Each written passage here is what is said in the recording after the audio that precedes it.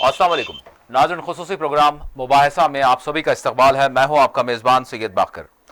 नाज़रीन, आज हमारे वज़ीर आज़म नरेंद्र मोदी ने जिस तरह से हम कह सकते हैं कि तलबा को मुखातब किया और उन्होंने परीक्षा पे चर्चा की। यकीनन जिस तरह से चर्चा हर मामले पे वो करते हैं, तो आज भी एक चर्चा हुई।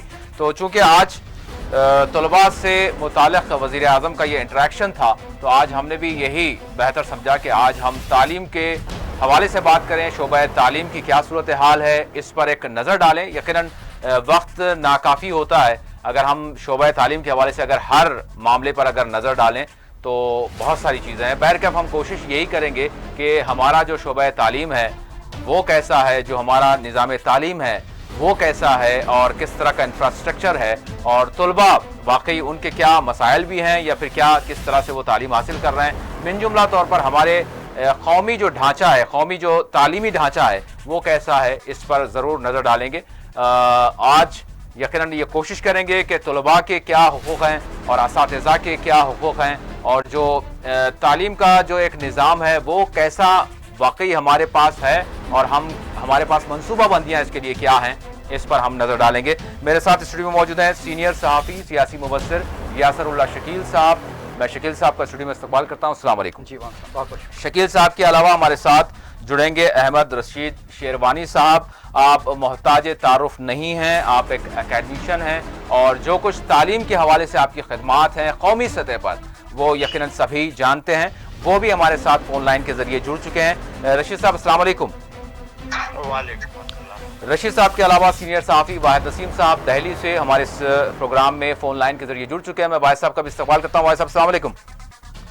जी वालेकुम अस्सलाम। वाहिद साहब के अलावा प्रोफेसर अनवार खान साहब जो प्रेसिडेंट हैं all India ideal teachers association के हैदराबाद से, वो फ़ोन लाइन के ज़रिए हमारे साथ जुड़ चुके हैं। प्रोफेसर साहब अस्सलाम वालेकुम। वालेकुम अस्सलाम व रहमतुल्लाहि व बरकातहू। नाज़रीन, हम अपनी बातचीत को जारी रखेंगे, आगे बढ़ाएंगे। आज ये देखेंगे कि वज़ीर आज़म ने किस तरह से तलबा से इंटरेक्शन किया, उसके बाद हम अपनी बातचीत को आगे बढ़ाएंगे। आपको बता दूं कि वज़ीर आज़म नरेंद्र मोदी ने पीर को मुल्क के 10वीं और 12वीं क्लास के तलबा को एकेडमिक और समाजी शोबे में तवाज़ुन कायम रखने की सलाह देते हुए कहा कि सिर्फ क्लास में अच्छे नंबर लाना ही ज़िंदगी का पैमाना नहीं माना जाना चाहिए। मोदी ने यहाँ ताल कटोरा स्टेडियम में तलबा, असातिज़ा और वालिदैन के साथ परीक्षा पे चर्चा 2020 के तीसरे सीज़न के दौरान तलबा के सवालों के जवाब में ये बात कही कि सिर्फ अच्छे नंबरों को ज़िंदगी में कामयाबी का पैमाना नहीं मानना चाहिए और ज़िंदगी में आगे बढ़ने के मुतादिद मौक़े हैं। उन्होंने कहा कि कोई भी इम्तिहान ज़िंदगी नहीं होता और ये सिर्फ एक मरहला है, यही सब कुछ नहीं है। अगर किसी बच्चे के अच्छे नंबर नहीं आए तो ये न समझे कि दुनिया ही लुट गई है। आप ज़िंदगी के हर शोबे में जा सकते हैं, अब दुनिया पूरी तरह बदल गई है और हर शोबे में कोशिश की जा सकती है। मोदी ने बच्चों को ज़िंदगी में हार न मानने की सलाह देते हुए कहा कि कभी मायूस नहीं होना चाहिए, क्योंकि हमारे दिल में जो भी मनफी बातें आती हैं वो ज़्यादातर बैरूनी वजूहात से जुड़ी होती हैं।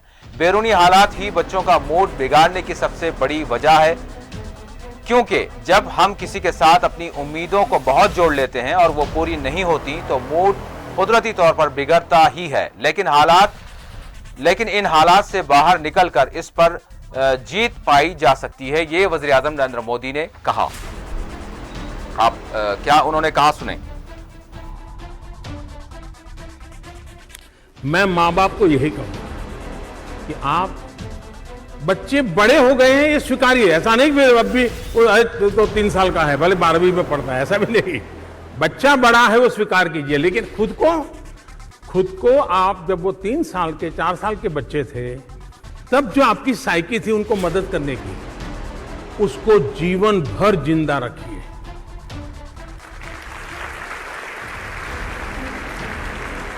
उसको कभी मरने मत दीजिए। जिस परिवार में माँ बाप की ये सोच होती है कि मैं मेरे बच्चों में उनको जहाँ जाना है, जैसे जाना है, रास्ता अगर सही है तो मैं हमेशा प्रोत्साहित करने के लिए तैयार हूं। परस्यू करना चाहिए, प्रेशर नहीं करना चाहिए। अब परस्यू और प्रेशर के बीच में बहुत ही नैरो लाइन है। ये बैलेंस कैसे बनाना, और इसके लिए मैं बच्चों से भी आग्रह करूंगा और माँ बाप से आग्रह करूंगा कि वो कभी जिनके साथ बच्चे कंफर्ट है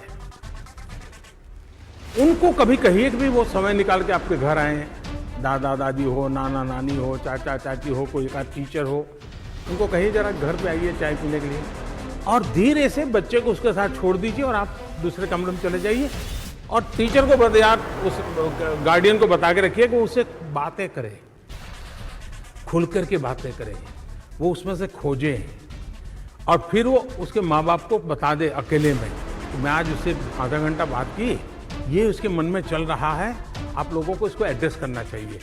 अगर ये थोड़ा मैकेनिज्म बन जाए, पहले ये मैकेनिज्म था क्योंकि जॉइंट फैमिली थे, घर में भारत का बच्चा होता है। और दूसरी जानिब कांग्रेस के लीडर कपिल सिब्बल ने वजीर आजम नरेंद्र मोदी को मशवरा दिया कि इम्तिहानात सर पर हैं, बच्चों को तैयारी के लिए अकेला छोड़ दिया जाए। वजीर आजम को बच्चों का वक्त ज़ाय नहीं करना चाहिए, डिग्री के बाद बच्चों से मुबाहिस किए जा सकते हैं।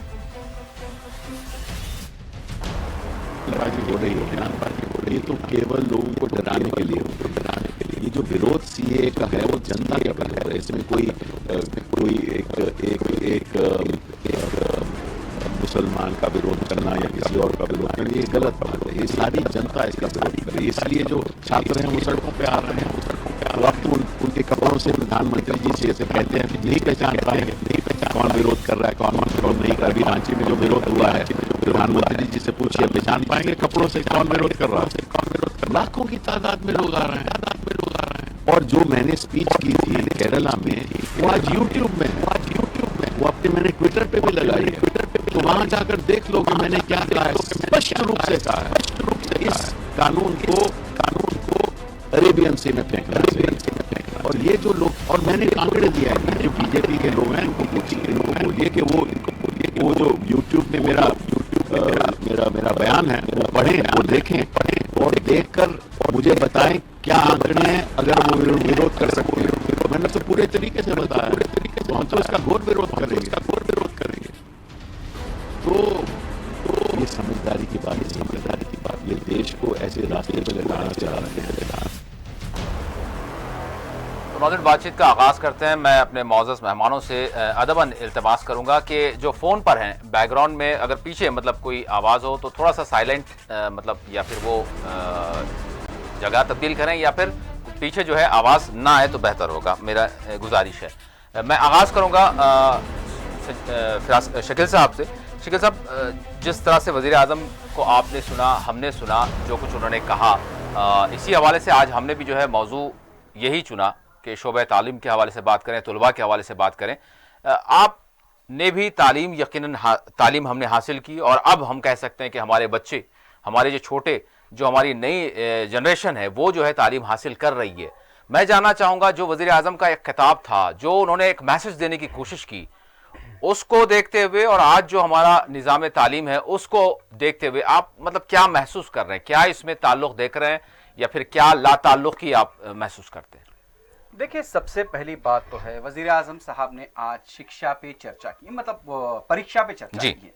मैं समझता हूं कि शिक्षा पे भी चर्चा होनी चाहिए कि मुल्क में जो तालीम का इस वक्त मेयार है उस बारे में भी चर्चा होनी चाहिए। चलिए ठीक है, आपने बच्चों को मशवरे दिए, लेकिन मैं ये देख रहा था, मैंने भी वो न्यूज देखी है, वो विजुअल्स को मैंने भी फॉलो किया है। मैं समझ रहा था कि कोई एक बच्चा खड़े होकर अपने से ये सवाल करे हमारे वजीर आजम साहब से, हम पढ़ तो रहे हैं, पढ़ाई के बाद हमारा करियर क्या होगा, क्या हमें रोजगार मिलेगा? क्योंकि बच्चे पढ़ते इसलिए हैं कि उनका करियर, उनका मुस्तकबिल ताबनाक पड़े और उन्हें रोजगार मिले। बच्चे इसीलिए पढ़ते हैं, कोई भी, या मेरा हो, आपका हो या किसी और के बच्चे हो, इसीलिए वो तालीम हासिल करते हैं कि उनका करियर, उनका मुस्तकबिल दरअशा हो, उन्हें एक अच्छी नौकरी, अच्छा दरअशा कुछ ना कुछ उनका मुस्तकबिल बने।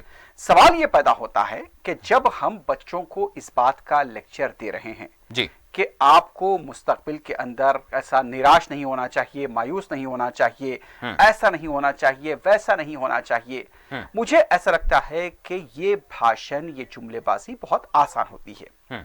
ایک میں دیکھیے کامن بات کر رہا ہوں, میں کامن ہندوستانی کی بات کر رہا ہوں. ہندوستان کا زیادہ تر طبقہ غریب ہے, میں ان کی بات کر رہا ہوں. مجھے یہ بات کرنے میں کوئی جھجک محسوس نہیں ہوتی کہ غریب سے غریب آدمی بھی اپنے بچے کو تعلیم دلاتا ہے تو ایک امید کے ساتھ دلاتا ہے کہ میرا بچہ پڑھے گا, اس کا مستقبل اچھا بنے گا, وہ گھر کو سنبھالے گا. یہ ہر کوئی کا خواب ہے, ہر کسی کا خواب ہوتا ہے. لیکن میں یہ سمجھتا ہوں کہ یہاں پر اس بات کی کوئی بات نہیں ہوتی. کم سے کم وزیر اعظم صاحب یہ کہہ دیتے کہ آپ بڑے ہوں گے تو آپ کو اس ملک میں روزگار ملے گا, آپ کو اس ملک کے اندر بہت مواقع ہیں.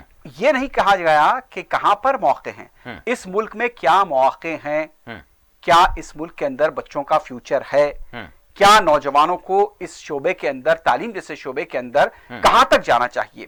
لاکھوں انجینئر ہر سال ہندوستان میں پیدا ہو رہے ہیں یا نکل رہے ہیں, فارغ التحصیل ہو رہے ہیں ایجوکیشن حاصل کرنے کے بعد.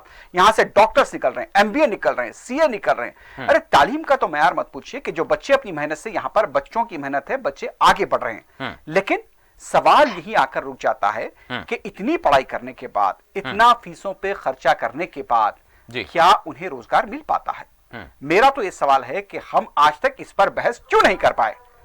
پورے میڈیا کے اوپر جو غلام میڈیا کا پھر میں ذکر کروں گا کہ غلام میڈیا کئی بار 80% ان کا جو چرچا ہوتی ہے پاکستان جنگ جدل اس کے اوپر ہو جاتی ہے, اور کسانوں کے اوپر بات نہیں, طلباء کے مستقبل پر کیوں بات نہیں ہوتی. بھائی سال میں ایک بار پریکشا پہ چرچا کیوں ہوتی ہے؟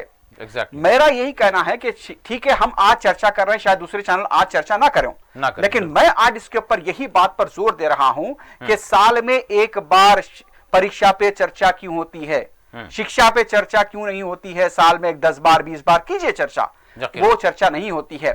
روزگار کے اوپر چرچا کیوں نہیں ہوتی ہے اس کے اندر, یہ ملک کے اندر. تو یہی تو بڑی ستم ظرفی ہے کہ بولنا بہت آسان ہے, بھاشن دینا آسان ہے, کرنا بہت مشکل ہے, کیونکہ ہم کرنے کے قابل نہیں ہیں. کیوں ایسا ہو رہا؟ 25 میں مختصر ایک بات بھی اجازت دیجیے. جی پلیز. حق تعلیم ایکٹ ہوتا ہے ایک, بالکل 25% اس کے اندر یہ کہا گیا ہے کہ غریبوں کے بچوں کو کارپوریٹ ادارے ہوں یا خانگی ادارے ہوں وہاں پر تعلیم دینی لازمی ہے. بالکل. بتائیے کہ کتنے خانگی کالجز ادارے یہاں پر ہیں, اسکولز کی بات کر رہا ہوں, بالکل کتنے خانگی اسکول سے بتائیے کہ کون اس کو فالو کر رہا ہے. کبھی کوئی اس کے بارے میں توجہ دی ہے؟ اس پہ چرچا کیوں نہیں ہوتی, اس پہ ڈیبیٹ کیوں نہیں ہوتا؟ یہاں پر خانگی جتنے بھی تعلیمی ادارے ہیں لوٹ کے کھا رہے ہیں. اگر دیکھا جائے تو تعلیمی نظام کو کمرشلائز کر دیا گیا ہے. وزیر اعظم صاحب کا بولنا آسان بات ہے, آپ شکشا پہ چرچا کیجئے, تب جا کے مجھے ایسا لگے گا کہ ہم بچوں کو صحیح طور پر ہم اس پر فوکس کر رہے ہیں. اور روزگار پہ توجہ دیجئے, اس پہ چرچا کیجئے. تعلیم کے بعد بچوں کو کہاں روزگار ملے گا؟ کیا جیسا کہ آپ نے کہا کہ سموسے بیچنا اچھی بات ہے, تو چلیے سموسے بیچنے کی دکان کہاں لگا دیں گے آپ؟ تو یہ بات میں نہیں سمجھتا کہ اگر آپ کو چرچا کرنی ہے تو پریکشا کے ساتھ ساتھ آپ بھوشیہ, شکشا کے ساتھ, شکشا, روزگار, اس کے اوپر آپ چرچا کریں گے تو ملک کا کلیان ہوگا. ورنہ یہ بیچارے جو بستوں میں اتنا بوجھ لے کے اسکول کو جاتے ہیں معصوم بچے, پتا نہیں کہ کتنا بوجھ, کئی بار ہوگا کہ بستوں کا بوجھ کم کریں گے, بستوں کا بوجھ کم نہیں ہو رہا, بچوں کا تعلیم کا بوجھ بڑھتا جا رہا ہے. رکھنے پڑ رہے ہیں ان کو, ایک اسکول میں رکھنا پڑ رہا ہے, ایک جو ہے بستوں کے بوجھ لے کے بیچارے معصوم بچے جاتے ہیں, ایک آٹو میں 12 بچے جاتے ہیں. کوئی مطلب اس کے اوپر توجہ نہیں دی جاتی. صاحب سال میں ایک مرتبہ, یہ فضول دکھتا ہے مجھے کہ سال میں ایک مرتبہ بیٹھ کر وہاں پر پریکشا پہ چرچا نہیں, جیسا کہ کپل سبل نے کہا, لیکن مجھے اس طرح کی بات نہیں کرنی ہے. میں تو یہی سمجھوں گا کہ اس ملک کے مستقبل کو سنوارنے کے لیے اس کے لیے بچوں کو روزگار کی ضمانت دینی ہوگی, ورنہ ایسی بھاشن سے اور ایسی چرچا کا کوئی فائدہ نہیں. جی رشید صاحب, میں آپ کی طرف آؤں گا. میں آپ سے جاننا چاہوں گا, وزیر اعظم نے آج ایک مرتبہ پھر جو ہے طلباء سے, اسٹوڈنٹ سے انٹریکٹ کیا, بات کی, اور بڑی مطلب جس طرح سے ایک ہم کہہ سکتے ہیں کہ ایک شخصیت کو سنوارنے والی جو باتیں ہوتی ہے, تو وہ ساری چیزیں کی. میں آپ سے گراؤنڈ ریالٹی جو ہمارا جو شعبہ تعلیم ہے اس کو آپ کیسے دیکھ رہے ہیں, اور کیا کچھ ہے اگر ہم کمپیئر کریں دیگر ممالک سے, یا پھر خود ہم اپنے ملک میں دیکھ لیں تو تعلیم کا جو معیار ہے اور جو تعلیم سب کے لیے کی جو بات کی جاتی ہے, کہاں تک آپ اس کو مکمل پاتے ہیں؟ جی رشید صاحب. کس سے پوچھا؟ جی بالکل رشید صاحب, میں نے آپ سے سوال کیا ہے.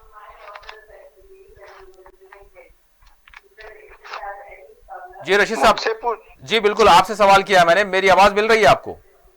ہاں مل رہی ہے. جی میں نے آپ سے پوچھا ہے. جی اچھا, اس میں مجھے یہ عرض کرنا ہے جی کہ سب سے پہلے تو میں نے مودی جی کی تقریر تو سنی نہیں, اس لیے اس کے بارے میں تو میں کچھ کہنا نہیں چاہوں گا. جی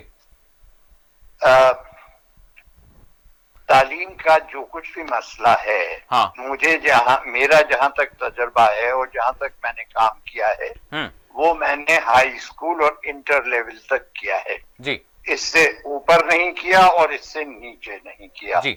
इससे नीचे इसलिए नहीं किया कि कोई मेयार ही नहीं है कि साहब किसी स्कूल में हर बच्चे को 100% नंबर दे दिए जाते हैं, किसी स्कूल में कोई भी बच्चा 40% नहीं ला, नीचे के क्लासों में उसका तो कोई मेयार ही नहीं है। और मैं ये समझता हूं कि जो स्टूडेंट हाई स्कूल और इंटरमीडिएट ठीक से पास करके आला तालीम के मैदान में दाखिल हो जाएगा, तो ये फिर तो उसकी अपनी सलाहियतों पर और उसके अपने हालात पर मुनहसर होगा कि वो कहाँ तक पहुंचता है जी। और इसलिए मैंने हाई स्कूल और इंटरमीडिएट इन 2 लेवल्स के ऊपर अपने काम को कंसंट्रेट किया।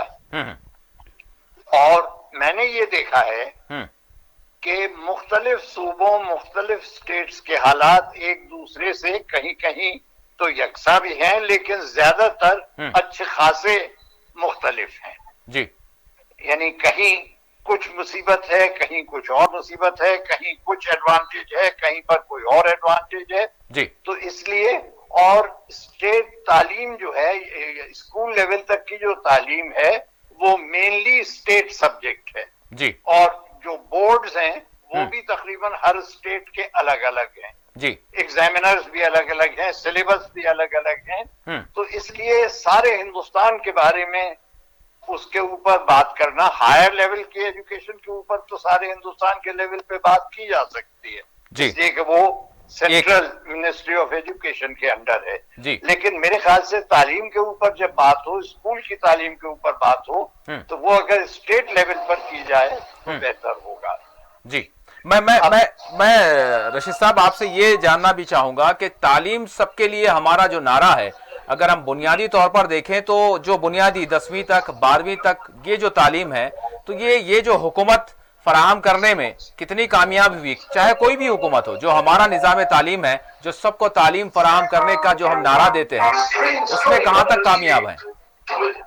देखिए ऐसा है कि आज से तकरीबन 25-30 साल पहले एक बार जब राजीव गांधी साहब वजीर आजम थे, और राजीव गांधी साहब ने बड़े अच्छे अच्छे काम अपने जमाने में किए जी। लेकिन एक दिन उन्होंने तकरीर फरमा दी जी कि फला सन तक, उन्होंने सन भी बता दिया जी कि फला सन तक हर एक स्टूडेंट हिंदुस्तान में 8वें क्लास तक हर एक बच्चा तालीम हासिल कर लेगा जी।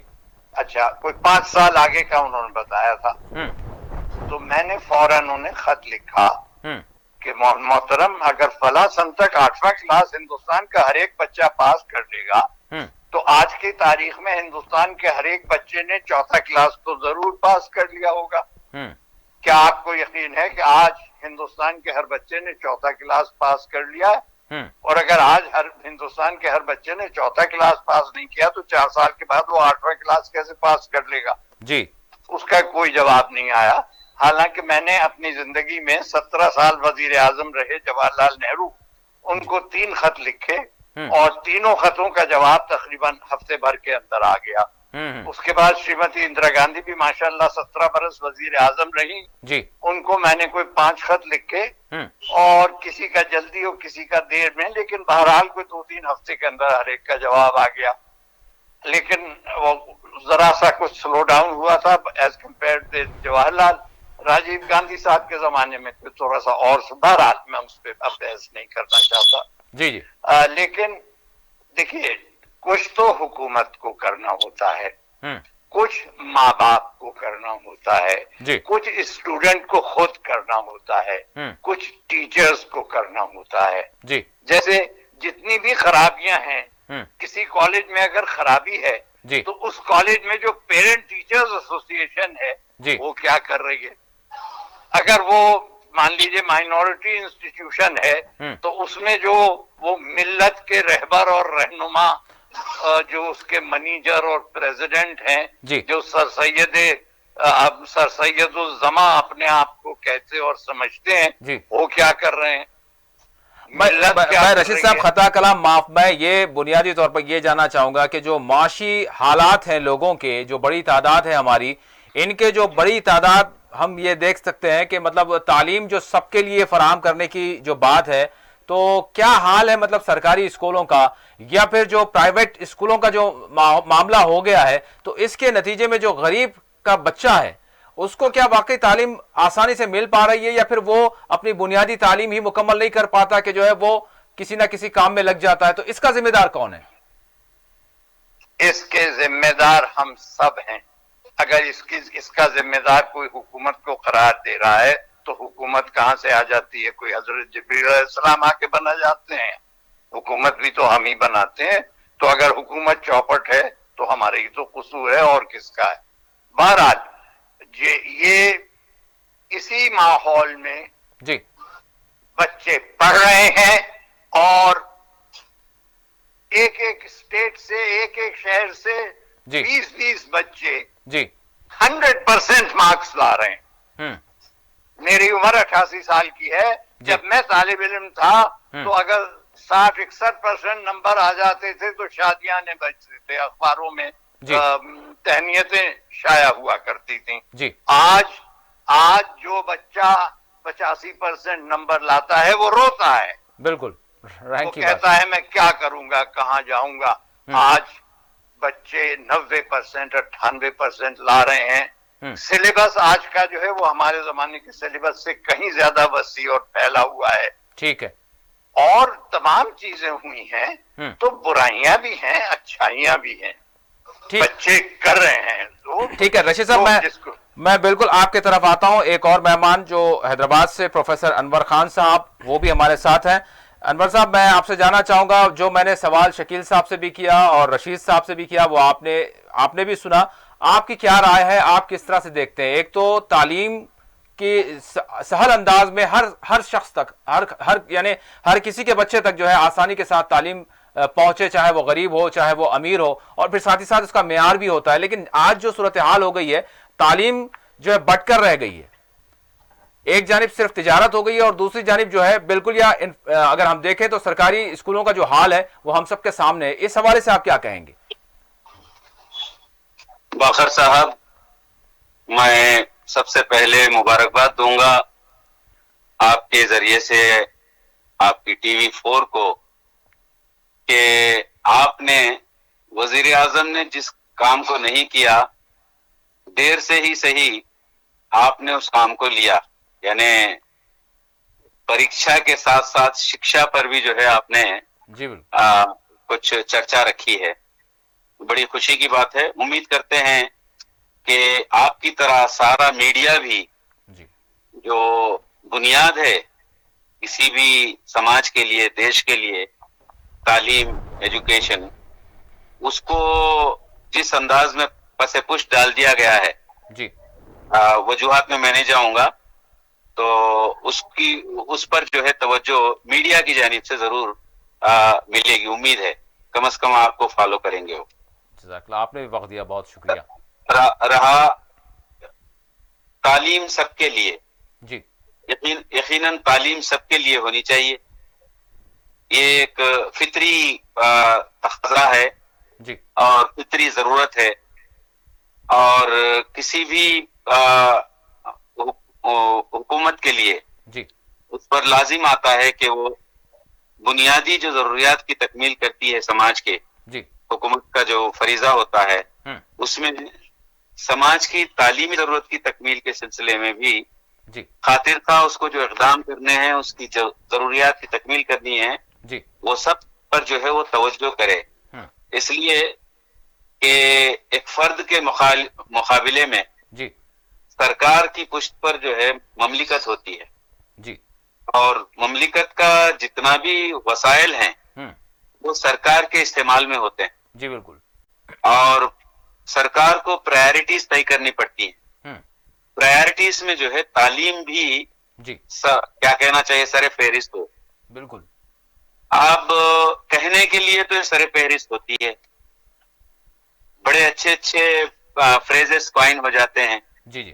جیسے کہ کوٹھاری کمیشن، کوٹھاری نے کہا تھا کہ بھارت کا مستقبل یہ کمرے کلاس میں بن رہا ہے. क्लास रूम में जी जी उसकी तामीर हो रही है। माशाल्लाह, देखिए कितना अच्छा ये है और हकीकत है, सच है कि जो भी कमरे क्लास में बनेगा, जो तालिब इल्म जो शऊर को लेकर कमरे क्लास से बाहर निकलेगा जी तो समाज में वो अपने सारे क्या कहना चाहिए तेवर या अपनी सलाहियतों का मुजाहरा करेगा। जी इस अंदाज में उसकी ज़हनियत बनाई गई है। अगर ज़हनियत यही बनाई गई जी कि वो मुल्क की तामीर का जो है सहरा लेकर बाहर आया है तो वैसा ही बनेगा।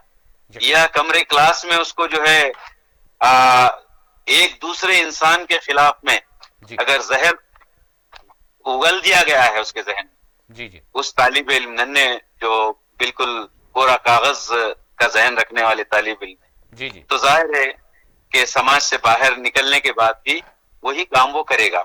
जी चुनांचे आज जिन हालात से भारत यानी गुजर रहा है, जी बहुत ही मैं समझता हूं कि भारत की तारीख में जंग आजादी की जो तहरीक चली थी, जी जी उस तहरीक के बाद मैं समझता हूं इसको हम दूसरी तहरीक का नाम दे सकते हैं। मौजूदा जो सूरत हाल है, इससे जो नबरद आजमा जो है पूरा समाज उमड़ कर आ गया है सड़कों पर। जी जी तो इसमें जो नफ्सियात आप देखेंगे जी जी तो कमरे तालीम में, कमरे जमात में जी जी जो जहनसाजी की गई है, उस जहनसाजी का नतीजा ही है कि आज हमारे ऐवानों में, जी हमारी ब्यूरोक्रेसी में, हमारी जुडिशरी में, जी जी यही तालीम के जरिए से, इसी तालीम के जरिए से जी जो लोग वहां तक पहुंचे हैं, जी उनकी जहनियत क्या है, इसके लिए एक छोटी सी मिसाल जरूर लेना चाहिए हमको, जी क्योंकि बिल्कुल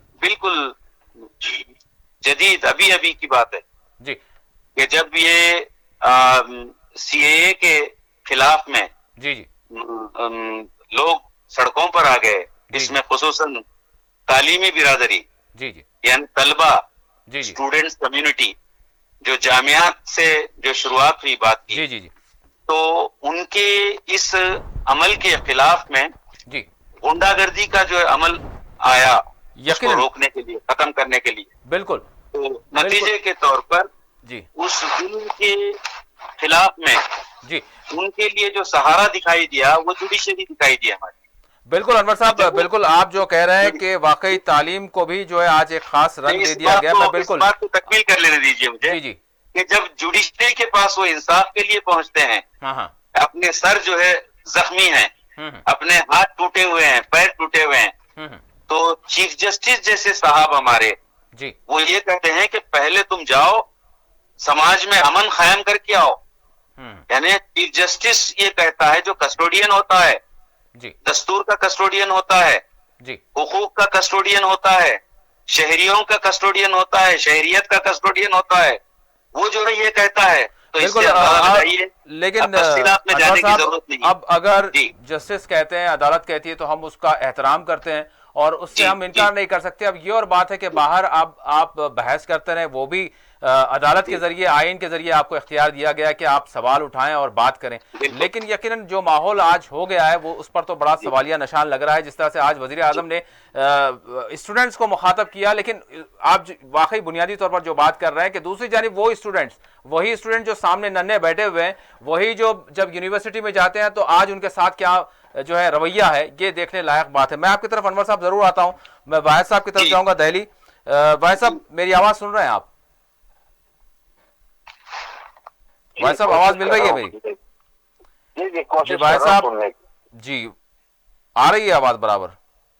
जी आ रही है। जी जी भाई साहब, क्या कहेंगे आप शोबा तालीम के हवाले से, तालीम की फराहमी के हवाले से हम बात कर रहे हैं, चूंकि हमारे वजीर आजम ने भी आज जिस तरह से आज तलबा से बात की और परीक्षा के हवाले से बात की, बड़ी उनकी हिम्मत अफजाई की, तो भाई साहब थोड़ा सा पलट कर हम हमारा जो तालीमी निज़ाम है, जो बच्चों को किस तरह से तालीम मिल रही है, क्या क्या उनके मसाइल हैं, उस तरफ भी थोड़ा सा देख लें। मैं आपसे आपका जो जायजा है, आपका जो मुशाहिदा है, उस हवाले से जानना चाहूंगा किस तरह से देखते हैं आप जो हमारे पास तालीम फराहम करने का या सबके लिए तालीम की जो बात हम करते हैं वो कितनी प्यारी है और कितनी अच्छी है और कितना जो है इस पर अमल हो रहा है?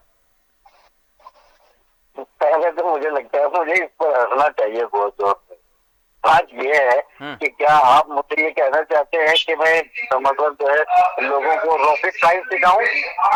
क्या मैं रॉकेट साइंस सिखाऊं लोगों को? क्योंकि मैंने तो कभी रॉकेट बनाया नहीं, फिर भी आप मुझसे कहते हैं। अच्छा, मैं चाहूंगा हमारे मौजूद मेहमानों में किसी के पास जो है पीछे से आवाज आ रही है, या तो टीवी की आवाज आ रही है, तो वो थोड़ा इसको बंद कर दें, आपको म्यूट करें, आवाज बंद कर दें। टीवी किसी के पास चल रहा है, मैं नहीं लगता हूँ कर पाएंगे, बंद कर। ठीक है, मैं जनाब आपके जवाब देता हूँ। मैं चाहूंगा कि कोई टीवी की आवाज आ रही है पीछे, बंद कर दें प्लीज, बंद कर दो। हाँ, आवाज क्योंकि यहाँ तक पहुंच रही है, माजरत के साथ। जी भाई साहब, बात को कंटिन्यू करें। जी जी, देखिए, ये पहली बात मैं आपके सवाल का जवाब दो तरह से देता हूँ। एक तो ये कि आज अगर हमारे प्रधानमंत्री आप लोगों के इम्तिहान को लेके, उनके एग्जाम्स को लेके उनको बताने की कोशिश करते हैं या सिखाने की कोशिश करते हैं या हिम्मत अफजाई की बात करते हैं, तो ये वैसा ही होगा जैसे मैं रॉकेट साइंस लोगों को सिखाने लगूं कि रॉकेट कैसे बनाया जाता है। दूसरी बात ये है, दूसरा तरीका ये है कि अगर आप बात करें कि इंडिया में हम लोग एजुकेशन को लेकर जो है हम लोग कितने संजीदा हैं या नहीं है, इसमें कोई शक नहीं कि संजीदा है, क्योंकि हम जिन कौमों की बात करते हैं वो एक लंबे समय से पढ़ते आई थी और उनकी यूनिवर्सिटियां थी, और हम लोग बहुत देर बाद, आजादी के बाद शायद जो है बहुत ज्यादा सब लोग शामिल हो पाए। कुछ खास अमीर घराने पहले शामिल हुआ करते थे एजुकेशन के मामले में।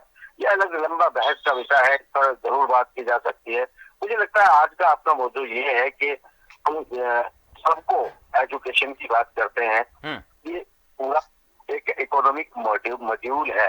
इस मॉड्यूल में कोई ना कोई अच्छा कदम उठा सकता है जो कुछ पढ़ा लिखा हो, जिसने अच्छे से एग्जाम दिए हो, जो समझता हो और जिसे वहम हो पूरी सत्ता को लेके नीचे वो आए तो बहस कर ले। मैं बता दूंगा तुम्हारी अकल कितनी है। ये सिर्फ जो है ये हो क्या रहा है, लोगों को अपना चेहरा, बच्चों की अपना चेहरा बिठाया जा रहा है ताकि वो एक देवता की छवि बनाई जा सके। एक चीजों पे एक लंबा प्लान है, ये सिर्फ कुछ बताने और समझाने की बात ही नहीं है, ये सिर्फ एक लंबा प्लान है। एक अपनी जो एक ब्रेन वॉश है, माइंड वॉश है, उनकी स्थिति को पैदा करना है। वरना तो इंस्टीट्यूशन को लेकर जिस तरह सब्जेक्ट बदले जा रहे हैं, जिस तरह सब्जेक्टों के अलावा अगर आप बात करें IAS, PCS और बहुत औहदेदार इवन एक जज की भी बात अगर आप राजस्थान में कर लें, तो आपको पता है क्या है कि आज आपके इस एजुकेशन सिस्टम से जो लोग इन ओहदों पर पहुंचे,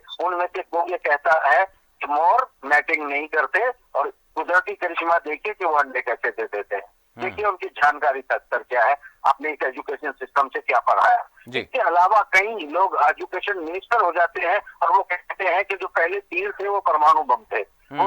उसके अलावा कई एक मुख्यमंत्री हैं, वो ऐसी बात कहते हैं कि जो पवन पुष्पक विमान ये सब एक मतलब एक अजीब ओरे में जीने वाले एक सोच अगर वो यहाँ पर, यही बात मैं कह रहा हूँ कि बिल्कुल प्रधानमंत्री जी का बच्चों को एग्जाम के बारे में सिखाना बिल्कुल ऐसा ही है जैसे मेरे द्वारा किसी को रॉकेट साइंस सिखाना, जबकि मैंने जिंदगी में कभी रॉकेट साइंस के बारे में कुछ न पढ़ा, न पढ़ाया, न सीखा। तो मैं यहाँ ये कहना चाहता हूँ कि अगर आप इस सिस्टम के बारे में बात करना चाहते हैं तो सिस्टम के बारे में बात करूं। ये तो मैंने इस कंटेंट के बारे में आपको बता दिया है। अब अगर इसके बारे में आप जानना चाहते हैं कि दरअसल इसमें खामी कहाँ है और इसे कैसे पूरा करना चाहिए था, सबको शिक्षा देने की इनकी औकात ही नहीं है, हैसियत ही नहीं है, क्योंकि इनको पता नहीं है कि गवर्नेंस किसे कहते हैं और ये सब लागू कैसे किया जा सकता है। ये इस पर एक भी कदम नहीं उठाया। अगर इनमें किसी ने ये सलाहियत है कि उठाया है तो आइए मेरे साथ बैठ कर लीजिए। ठीक है, मैं इस हवाले से शकील साहब की तरफ जाऊंगा और मैं ये जानना चाहूंगा, उसके बाद फिर रशीद साहब की तरफ भी जाऊंगा। जिस तरह से वाहिद साहब ने जो अपनी बात को ख़त्म किया, वहीं से जो है सवाल रशीद साहब से भी करूंगा। अभी मैं शकील साहब से सवाल मेरा ये है, शकील साहब, सरकारी मदारिस का बुरा हाल है, मतलब यहाँ पर अखराजात तो मुकम्मल होते हैं और जो कुछ इसका जो सालाना बजट होता है वो जारी होते हैं, लेकिन सरकारी मदारिस का जो हाल है वो बेहाल है, वो हमारे सामने है। दूसरी जानिब देखते हैं हम जो खानगी स्कूल्स हैं उनमें अलग अलग उसके भी दर्जे हैं।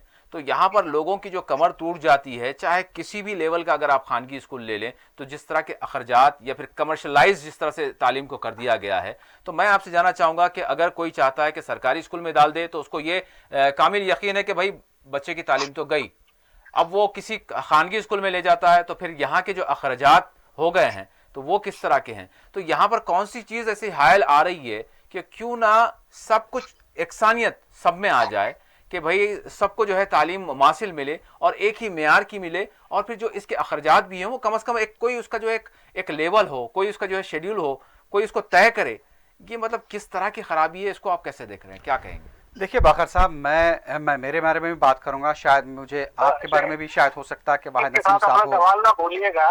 جی جی میں معذرت کے ساتھ اپنا سوال نہ بھولیے گا، مگر تھوڑا سا آپ سے گزارش ہے کہ آپ میڈیا کو غلام میڈیا نہ کہیں، اس کو وفادار میڈیا کہیں تو زیادہ اچھا ہے. ٹھیک ہے، نہیں، کیونکہ مجھے ایسا لگتا ہے کہ جو جس کی یہاں کے غلامی کرتا ہے اس کے بارے میں، خیر وہ تو آج میں ان کا بعد میں ذکر کروں گا غلام میڈیا کے بارے میں. تو آج میں یہ کہوں گا کہ جس طرح سے مجھے ایسا لگتا ہے کہ میں نے بھی، شاید آپ نے بھی، چاہے واحد صاحب نے، رشید صاحب نے، جتنے بھی پینل میں لوگ ہیں، مجھے ایسا لگتا ہے کہ سرکاری مدارس کے فارغ التحصیل ہیں ہم لوگ. اور میں نے بھی اپنی ابتدائی تعلیم کا جو دور تھا میرا بھی، میں نے بھی اپنی ابتدائی فرسٹ و اول دوم جسے کہتے تھے، ہم نے ٹاٹ پٹریوں پر بیٹھ کر ہم نے تعلیم حاصل کی. اور ملک میں ایسے کئی لوگوں کو جانتا ہوں جو کہ بڑے عہدوں پر فائز ہوئے اور سرکاری تعلیم میں، وہ سرکاری مدارس میں تعلیم حاصل کی، اور اس وقت کے سرکاری اسکولز کا جو معیار تھا، مجھے ایسا لگتا ہے کہ آج وہ معیار کہیں نہ مجھے نظر نہیں آتا. اور یہ ایمانداری کی بات ہے کہ جس طرح سے جو کچھ ہوا ہے اور جو تعلیم کا معیار اس زمانے میں رہا ہے، اس کا ایک اپنا معیار تھا جو معیاری تعلیم وہاں پر دی جاتی تھی. لیکن آج ہوتے ہوتے، اگر میں حیدرآباد کی یہاں سے سمپل میں بات کروں تو میں ایک دیکھیے کہ ایک آصفیہ اسکول، آئزہ، عالیہ، محبوبیہ، یہ ایسے اسکول تھے جو یہاں پر ایک بہت بڑا نام تھا اسکولز کا. یہ تعلیمی ادارے رفتہ رفتہ ختم ہوتے چلے گئے اور آج ان کے پاس اسٹوڈنٹس نہیں ہے اسکول میں. تو انہیں پتہ نہیں اس کی بقا کے لیے یا پھر اس کے احیاء کے لیے کوششیں نہیں کی گئیں. لیکن میں سمجھتا ہوں کہ سرکاری تعلیمی جو بھی مدارس تھے، اس کے معیار کو، تیلگو میڈیم کے بھی کئی مدارس ہیں، انگلش میڈیم کے مدارس ہیں، سب کو یہاں پر گھٹا دیا گیا، ان کا معیار گھٹ گیا. نو ڈاؤٹ سرکاری تعلیمی اداروں میں وہاں کے جو اساتذہ ٹیچرز ہیں، تنخواہیں بہت اچھی ہیں، خانگی اسکولز میں وہ تنخواہیں نہیں ملتی ہیں. لیکن اب بات یہ ہے، تعلیم کو اگر یہاں پر پیسے سے تولا جاتا ہے، اور مجھے ایسا لگتا ہے کہ آج کے دور میں کوئی غریب آدمی بھی ہو، وہ سمجھتا ہے کہ گورنمنٹ اسکول میں بچوں کو داخلہ دلانے سے اچھا یہ ہے کہ کسی گلی کے سینٹ وینٹ جو نام ہوتے ہیں یا پھر بعد میں خانگی اسکول میں داخلہ کرا دے. اور ان اسکول میں داخلہ فیس جو ہوتی ہے، فیس کے ساتھ ٹرم فیس، یہ فیس، وہ فیس، ڈریس، ڈائری، ارے صاحب کیا کیا چیزیں منگواتے ہیں، اسٹیشنری بھی آپ وہاں سے خرید لیجئے. تو یہ سب جگہ کا جو لزوم ہوتا ہے، تو اٹس کالڈ تجارت. بالکل، اٹس بزنس. اگر جو لوگ بزنس کے اوپر آپ توجہ دے رہے ہیں تو میں نے سمجھتا کہ آپ تعلیم پر توجہ دے پائیں گے. چند مخصوص بچوں کو لے کر آپ ایک بیچ بنا دیتے ہیں جو کہ خود سے اچھا پڑھتے ہیں، شاید ہو سکتا ہے کہ آپ کا اس کے اندر کوئی کنٹریبیوشن نہ ہو، لیکن بعض ایسے خانگی اسکولز بھی ہیں، میں نے دیکھا ہے کہ وہاں پر اچھی سنسیئر تعلیم ہوتی ہے اور خود وہاں پر اچھی طرح سے بچوں کو وہاں پر گروم کیا جاتا ہے. اور گرومنگ بہت ضروری ہے بچوں کو، نہ صرف ایجوکیشن کے لیے سے اخلاقیات کی بات ہوتی ہے یا پھر بعد میں ان کے مستقبل کریئر کی بات ہوتی ہے. لیکن جو کہ آج جس طرح سے کمرشلائز ہوا ہے، کارپوریٹ ایک لوگ یہاں پر اتر کر آ گئے ہیں، وہاں پر مجھے ایسا لگتا ہے کہ اس بارے میں ذرا نظر رکھنی ضروری ہے. اور تعلیم کو میں سمجھتا ہوں کہ ایک عام آدمی کی پہنچ تک بنانا چاہیے. ویسے بھی میں کبھی ایسا نہیں کہتا، لیکن تلنگانہ کے اندر مجھے یہاں پر اقامتی اسکولز بھی قائم ہوئے ہیں، بچوں کو یہاں پر کئی لوگ ایسے ہیں کہ فری میں تعلیمی ادارے چلا رہے ہیں. میں ان کی ضرور اس بات پر میں یہاں پر ستائش کروں گا، اور میں یہاں پر یہ بولنے میں نہیں ہچکچاؤں گا کہ یہاں کے جو تعلیمی ادارے ہیں، یہاں پر حکومت کی طرف سے اقامتی اسکول سے بہت بچے فائدہ کر رہے ہیں اور استفادہ ہو رہا ہے. اور اکبر اویسی صاحب جو یہاں پر کام کر رہے ہیں تعلیمی اداروں کا، انہوں نے یہاں پہ جال پھیلایا، فری بچوں کو ہر چیز فری ہے. تو مجھے ایسا لگتا ہے کہ تعلیم جو ہے ایک جذبہ بھی ہونا چاہیے.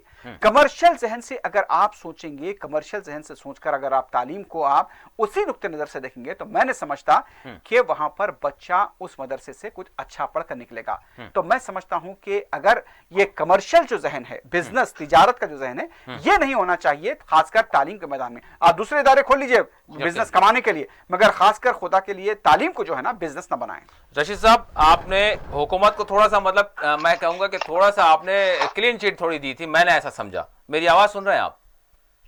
जी मैं सुन रशीद रहा साहब, हूं। मैं ये आपसे सवाल करूंगा कि अगर हम दीगर ममालिक में देखते हैं तो एक सवाल है कि भाई क्यों ना एक स्कूल में, किसी महल्ले में अगर कुछ स्कूल हुआ करते हैं तो वहां पर एक बड़े मिनिस्टर का बेटा भी पढ़े और एक गरीब जो है उसका बेटा भी पढ़े। मतलब ये क्या, मतलब सिर्फ ये तसव्वुर की बात है, ये मुमकिन नहीं है।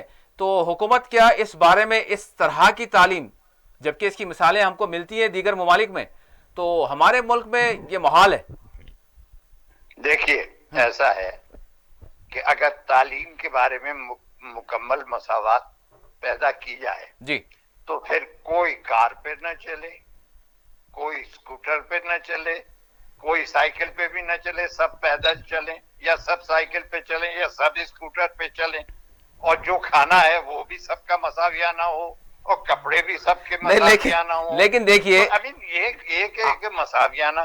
देखिए, माफ कीजिएगा, मुझे जो आज की बहस है जी, वो मेरे सर से ऊपर जा रही है। आप अपनी बात जरूर रखें। मैं ये देख रहा हूँ, मैंने आज से 42 साल पहले मैंने यूपी में 100 मुस्लिम इदारों के नतीजे जमा किए जी। मालूम हुआ कि इंटर बोर्ड इम्तिहान में तकरीबन 80 मुस्लिम इंटर कॉलेजों से सिर्फ एक लड़की फर्स्ट डिवीजन लाई थी और कोई 3 लड़के, कोई 70-80 बॉयज इंटर कॉलेजों से 3 लड़के फर्स्ट डिवीजन लाए थे, 4 लाए थे 1976 में। उसके बाद तादाद बढ़नी शुरू हुई और आज उन स्कूलों से कोई 2000 से ज्यादा बच्चे फर्स्ट डिवीजन ला रहे हैं और कहा जा रहा है कि साहब मयार गिर रहा है। मैं पिछले 42 इनके सवाल का और इस बहस का जवाब देना चाहूंगा काउंटर। जी जी भाई साहब, रशीद साहब की बात हो जाए उसके बाद कर आप बिल्कुल रखें। बिल्कुल मैं जवाब देना चाहूंगा। ठीक है जी रशीद साहब। हाँ, अच्छा, अभी मैं कोई 2 महीने हुए गुजरात गया था, वहाँ कहाँ गया था, बड़ौदा। जी जी। वहाँ एक ट्रस्ट है, रब जिदनी इल्मा ट्रस्ट, जो जुजार बंदूक वाला साहब ने शुरू किया है, जिनके के 2002 में उनका मकान भी जला दिया गया था जी। वहां उन्होंने शुरू किया और 1 साल उन्होंने 10 लाख रुपए बच्चों को, जो बेहतरीन स्टूडेंट्स लाए थे, उनको दिए। बढ़ते बढ़ते वो इस साल the amount has reached 90 lakhs and it is going to cross 1 crore next year इंशाल्लाह। और मैं वहां देखकर बच्चों के मार्क्स देखकर दंग रह गया, 98.8%, 97 पॉइंट। लेकिन ये जो बच्चे ला रहे हैं, ये मान लीजिए कि उन्होंने कोई, इस बार उन्होंने कोई 900 बच्चों को या 800 बच्चों को दिया, लेकिन 800 से भैया क्या होता है, 800 तो ऊंट की डाढ़ में जी रहा है।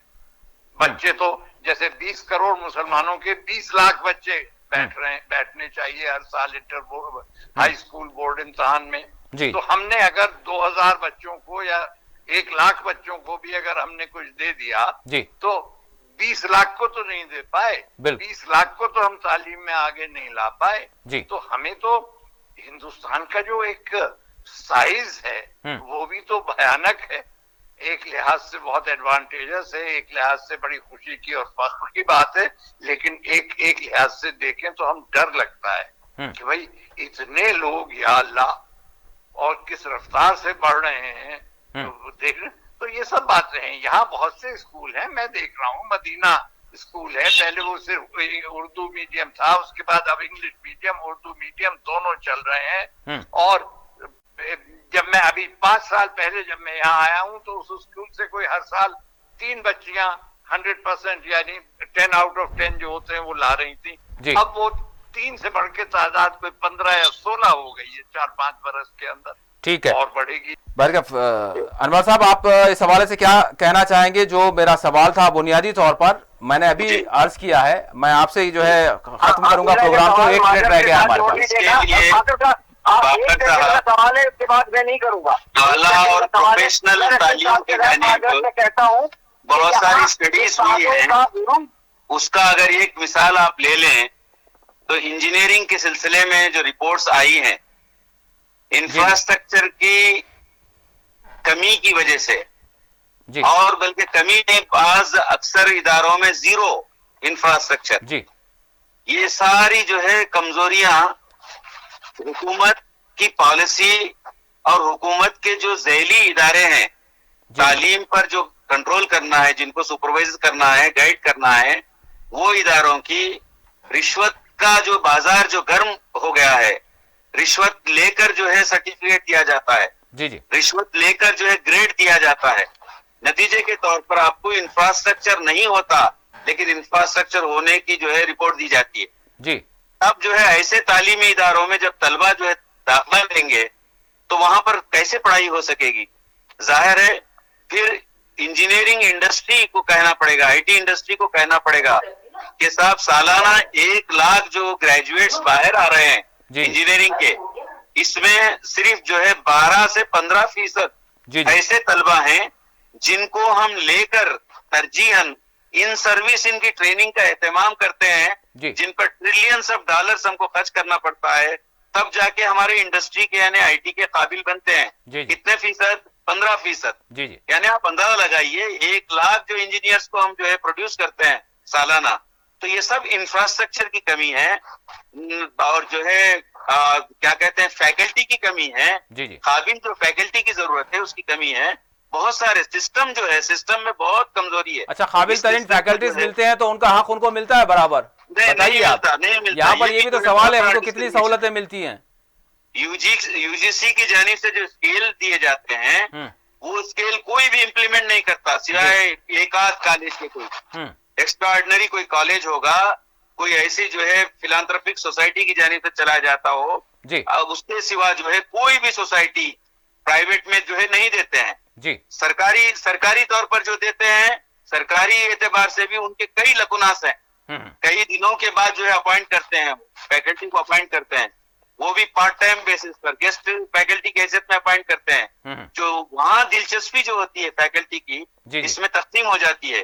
اس کی کمائی کے لیے ایک تو ڈسکریمنیشن کا جو ہے ذہن میں ہوتا ہے کہ میری طرح کا ایک ٹیچر یہاں پر جو پڑھاتا ہے نا، لیکچرر پروفیسر جو بھی پڑھاتا ہے، وہ جو ہے اتنی موٹی رقم لیتا ہے، 1.5 لاکھ 2 لاکھ جو ہے تنخواہ لیتا ہے دوسرے کالج میں، اور مجھے یہاں اتنا ہی ورک لوڈ دیا جاتا ہے جس میں 15,000 10,000 12,000 دیے جاتے ہیں.